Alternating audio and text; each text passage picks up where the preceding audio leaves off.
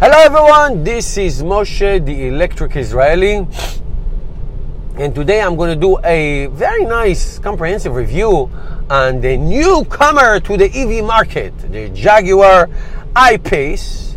The British company got into the EV market, which is wonderful. I always am very happy when established companies get into the EV market. They have different capabilities, productions and all that, but that aside, I'm always happy.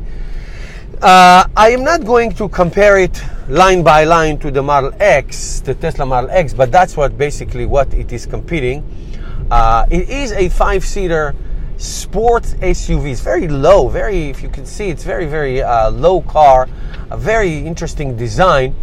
Try to find a hybrid, try to find a harmony between a sports car and an SUV. Let's go through some important facts and numbers. $69,500 for the base model, going all the way up to $86,000 for the premium model. 0 to 64.5 seconds. 240 miles of range, giving you using a 90 kilowatt hour battery, 394 horsepower with 512 pound-feet of torque. Now here is where so far so good, so to speak, in terms of price and miles and everything, but here is when it's really lacking for whatever reason. Only 50 kilowatt hour DC fast charging, which will give you 0 to 80% in 85 minutes. That's an hour and a half almost.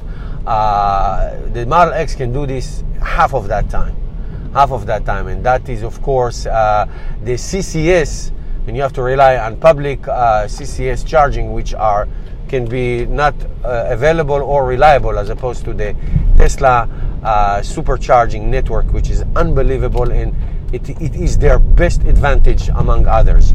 Now, by the way, the price Tesla, on the other hand, which can be a 7-seater, goes from about 70 to 140,000 miles for the P100D. Now, interestingly enough, I did not see it in almost any car, any electric car. It has a grill and it does have a radiator to cool off the battery. That is an unusual. I guess that's maybe hurting a little bit the aerodynamic and range. They just did, as those of you following, they did sign an agreement with Waymo to do their testing and development of the autonomy, to make it an autonomy car, when we all know with the Tesla crash and the Uber accident, so we all know the challenges in this area. But it's interesting that they have it. The interior design, it's a Jaguar, it's beautiful, it's very clean, it's very, not minimalistic, but it's not too busy.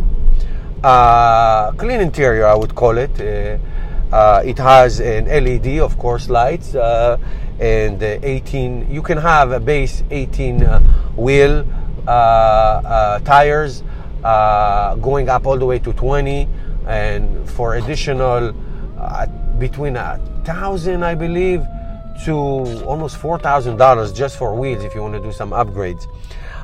It has a park assist and all that important stuff. So when is it going to be? You can configure it if you want right now. It is going to be available at the second part of 2018. I'm not sure if it's going to be available in the United States, definitely in Great Britain, but it will be available in the United States later on this year, maybe beginning of next year. Is it a head-to-head comparison, a competitor to Model X? Probably.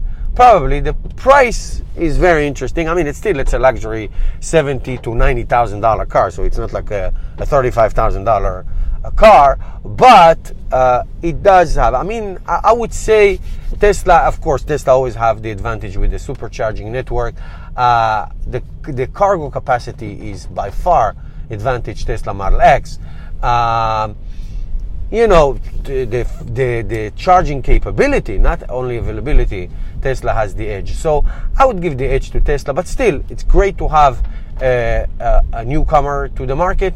Wonderful, the more the better. And hopefully I can see it at the auto show next week. All right, so if you